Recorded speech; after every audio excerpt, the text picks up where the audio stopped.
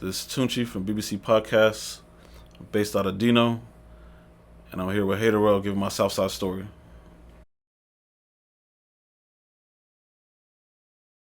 Tapping in with Tunchi from BBC Podcasts. I'm about to tell you my Southside story. Take it all the way back to 2001. Me and my boys back on the block all the time from Dino, out here in San Bernardino, California. And like pretty much 17, 18 years old, all we knew was just the streets all the time, either hustling, trying to come up with some extra money here and there, like coming up with single mom's house, like not really having like much to do. Everybody off food stamps, welfare, man. We over here making fake like 1 day bus pass tickets, man. Like taking old ones, different colors, and scratching out the old dates and everything, and just making new dates to be able to go ahead and just be able to get on the bus for the day and scan and just get on, man. Like, so we at the age everybody's probably around about like 17, 18, barely about to be able to get.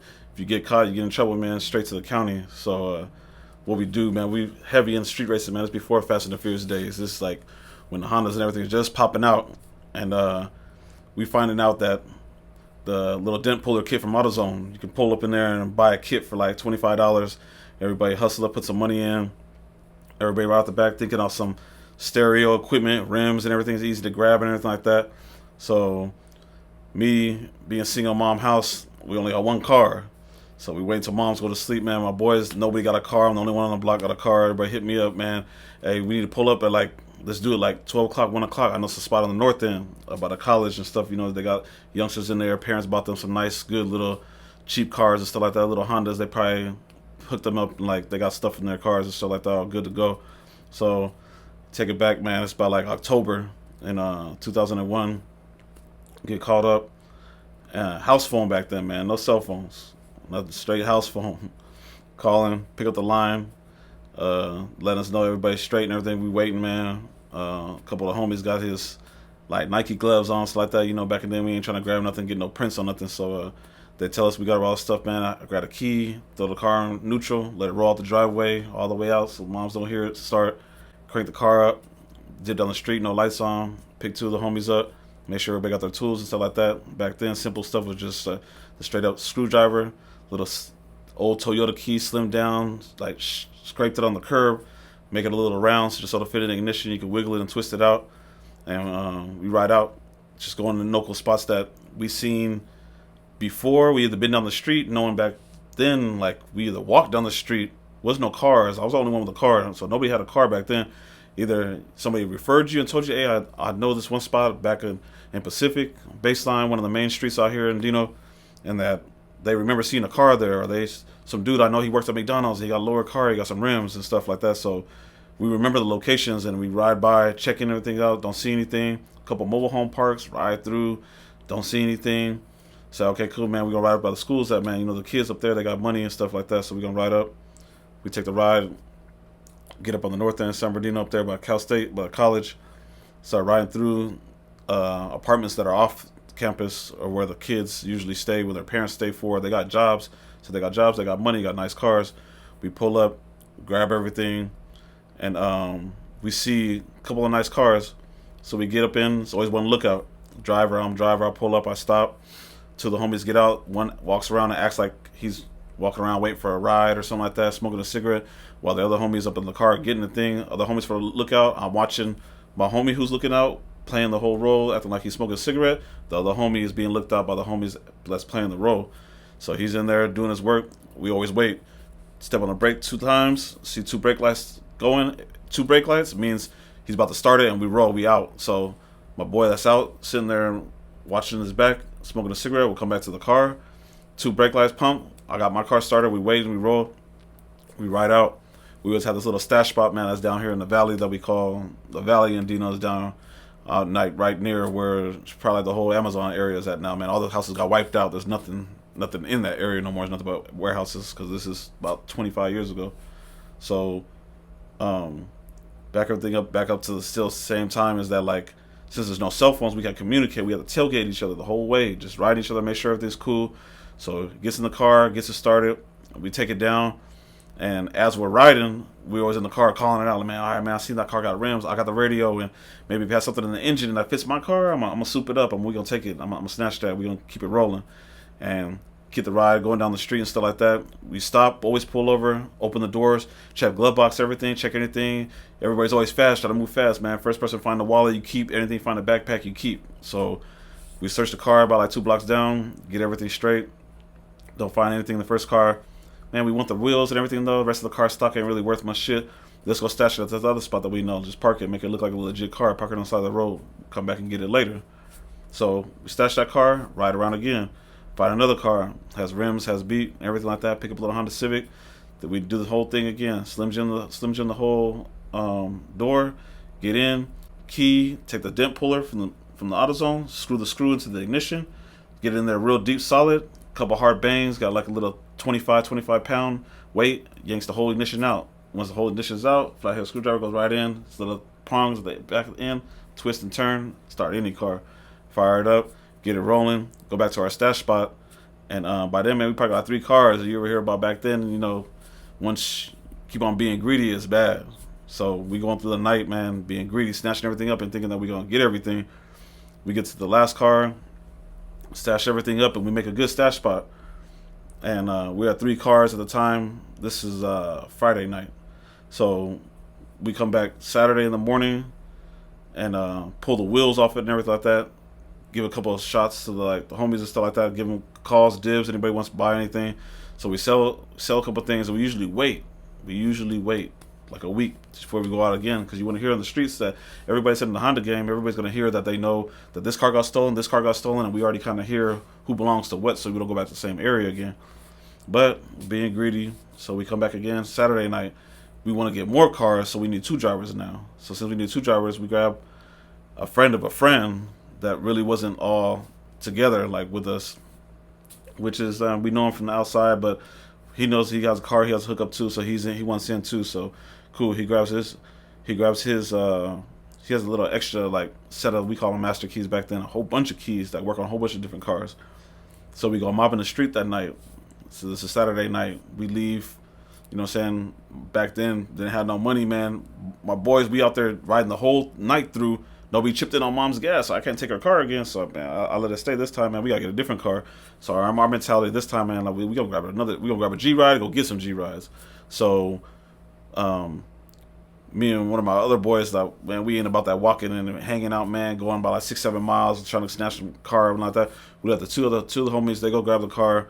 They pull up, they honk the horn, they come get us, pick us up on some pretty much like 21 Jump Street type shit. Honk the horn, we look outside, Nissan Maxima, all right, cool, let's roll. That's the G-Ride, we get in, cool. You know, you got the rag and shit. Homie got the black rag tied around the ignition just in case cops pull us over, so we look like the plastic ain't falling off and just look like the keys in there. Like we stuck any little key in there to make it look legit. We riding around. Luckily, man, got a car full tank. We'll Riverside first, pull into a little movie theater, looking, catch some cars late night movie, man. Movie they probably start at 11:30. Still gonna get out like around 1 or 2. We catch a couple cars, snatch one, little Honda Accord, take it out of there, take it back to Dino. As soon as we get back over there to Dino, get it to our stash spot, we're like, man, our ass is being greedy again. Man, did you remember that yellow Honda that was up there on the north end? Let's go back up again. And we was like hesitating, but no, we got to get this yellow Honda, man. Might not be there again. Let's go. Go back. As we're riding through the neighborhood, we didn't see the yellow Honda. We pulled up. It wasn't there. We started calculating in our head, man, that it must have been some boyfriend's car hanging out at his girlfriend's house. She ain't there no more. He ain't there. He'd only there on Friday nights. So we like, all right, we plotting. We going to come back the next Friday and come get it. But we still worried about Saturday night. So we riding around again, see another little Honda. We hop out real quick on the side of the street, somewhere not that far from the school. One of the boys jump out and look, bunch of stereo equipment, pop the trunk, cut the cords, lift the box, throw it in the back, rip the amp off the side of the trunk, still like that, bolted down 2 bolts, we screwed off, throw it on the trunk, and we're riding. As we're riding, we're coming to the neighborhood, car searching. Notice 2:30 in the morning, looking very suspect, man. Pull up the real cars real slow, looking through, trying to see if we can see the window tint. We always trying to look for the alarm light getting blink, red or blue, blinking right there by the steering wheel, so we don't touch it, so we don't set no alarms off, and we keep it rolling. Just keep it looking for the cars that don't have alarms. Riding through. Like I said, we being greedy, man. We couldn't find nothing in the neighborhoods around. Let's just pull on school campus, man. See, we'll be fine. We ride around school campus. empty at that time. There should be no cars driving through there.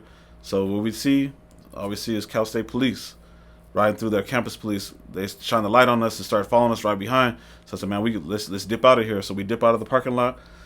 Note that the friend of a friend, he's the driver, and we hopped through, and we're driving, cutting through. We're trying to get out of there. Couple lefts, couple rights, man. We end up shaking the cop. He goes back. He can't go too far from campus, so we know if we get back into the neighborhoods, he'll leave us alone and turn around and go back. And as we're cutting through the neighborhood, I don't know, he must have radioed somebody or just came in. Another, like an old Thunderbird, man. So this 2001 car, probably not even that old, man. Still paying the car payment on it. It was like a 98 Thunderbird, Ford Thunderbird, long body, 2-door, pulling behind us and starts following us. We hit a couple lefts, right, man. You already know the deal. Let's hit three right turns. That's almost a circle. If he's still behind us, he's following us. So we hit a couple turns, man, get not too far from the freeway. That third right turn, he's still on us. I'm like, man, like, this got to be undercover or something, man. Let's ditch him. So one of the boys lets down the back seat. We pulled the speaker box that we jacked from one of the Hondas earlier that night, pulls it out, and we're driving, and we end up trying to throw it out in the street behind us so that way he'll get caught and slow him down so we can just take off and just keep on going. So as we're going, our driver, he's reckless. He's hitting dips after dip, super hard. Hopped us in the back seat. We flying off the seat, going everywhere, crazy, man, trying to get up to the freeway. By the time we finally get to the freeway, note that the guy that is following us ran the speaker box over, trying to follow us, and that's how we knew, man, he's on us. Let's go. Like, he probably a good Samaritan, and he gonna follow us to the end. So we jump on the 215 freeway, heading south away from Vegas, coming back down into San Bernardino, and this is before, man, the 210 freeway even connected. Like, you can either get on it on the west side, and if you wanted to get back on it on the other side where Ontario is now, you had to go down like Foothill somewhere. Like, the freeway wasn't even connected. That's how long ago it was. That so we jump on the 210, heading back towards like Highland, which is the casino area, still connected to Dino. And as we're heading down that way, we're noticing we're stepping on the gas, and our stupid ass driver was dogging the car out so hard, hitting the dips, that he must have did some damage to the transmission pan, that we're leaking transmission fluid, and we're stepping on the gas, and the car ain't going nowhere no more. It's not accelerating. We're slowing down as he's trying to speed up because he's leaking tranny fluid everywhere. Back of the car is smoking. Man, we end up rolling and barely getting the exits, man. Going ahead in the Big Bear, which is the Waterman exit. We exit there and hit a right, man. By the time we hit a right, we was driving so slow that we went from going 80 miles an hour on the freeway to getting off the freeway doing maybe like 15, 20, burning the transmission out. Just smoking and everything real bad. That's where we were driving so slow that the cops finally caught up to us with their radios and APB'd us and all this stuff. And by the time we got off of Waterman was already blocked off. They had like 6 sheriff cars and everything all blocked off, sitting there. Had us all blocked off, man, just straight all done. Helicopter was already on us. So as we're getting off, 3 of us are real tight, man. We go back to like elementary school. We're super tight. The driver was a new dude, so we're trying to get the story straight. You know, nothing. Hey, let's just say, this is back in the day, man. Like, this is before, like, it just turned Carousel Mall, man. It was like still called Central City Mall, and we're like, man, say that us two were over here, man, walking, and you seen us walking back from the mall. It was late at night. You picked us up, and you were, what's the name? He saw you getting ready to go get some food in the car, and you got the car. So the whole idea rewinds back to that the driver was the one that ended up having the car from the get-go, which is AKA he's the one that had the stolen car, and you already know he wasn't riding with that. But we all agreed to say, all right, man, we're going to do this. We'll figure out a story when we get in there. PD calls us, helicopters on us, one by one. Rear backseat driver, get out, arms up, pull your waistband up, spin around, get on your knees, crawl backwards to my voice, blah, blah, one by one, pulls us all out of the car. We all get separated and get put into different squad cars. Right away, everybody's asking you, what's your story? Everybody's sticking to the plan. Look, I got this boy got picked up. I got picked up. He was already there. He came with the car. As we're rolling through, man, we get everything all done and get down to the station, get booked into the county over here, pretty much for GTA, man, some prior thefts and shit. They said trying to assault the officer, man. I guess there was an undercover cop that was chasing us that ran over the speaker box. So us throwing the speaker box out, that's trying to be as some assault to him. So we took an extra charge in for that. You already know everyone's pleading, man, that like, we don't know what's going on, man. Let's just go ahead and just take this until we get a public defender, man. Let's wait till we get our court date. We always notice that when we finally get booked and the level grounds that we on, we all noticed that just the 3 of us ended up in the same level when we got booked in our cells. We were able to see each other and everything when we got booked, got all dressed in our oranges and everything. And then come to find out, 2-3 days later, man, we couldn't find out, man, what happened to Ruben. Man, we go to get chow, still don't see him. You know, we thinking he probably in a different dorm area or something like that, man. Never see him the whole time. And then, man, come to find out that when it came to our court date, we thinking that, you know, by then, all of us spent about like 3-4 weeks in cheap bails, man. They're probably like 500 to 1,000 each. Everybody's family took about a week or two to hustle up the money to bail everybody out. We ended up bailing out. And when we go to our first court date, and everybody's taking the trying to get the plea bargain and everything set up, and taking the no guilty plea, so we can get everything set up to take it to pre-trial and all that stuff like that. See what's going on. We noticed that our driver came in the courtroom, man, fresh emerald green outfit on, chilling, still in custody. We wonder why he never got bailed out. And our first plea bargain, man, when it came out, man, long story short, man, I ended up taking a deal. Is that like I got my first county live, being 18 years old, because our driver sold us from day one. We got our paperwork, and the undercover detective that put him in his squad car said as soon as he sat down, he squealed on us from day one. From the minute we got in the car, and we thinking that all of us were on the same page, we're gonna go to county, we're gonna get in ourselves, and we're gonna get our story straight, get everything else, man, and just, nah, man. So, my story, man, just pretty much just always make sure you know who you're around and who you locked up with and who you do business with, or solely that wasn't business, but learn how you do your dirt with, man, and just make sure you be aware of everything that's around, man. That's my story, though.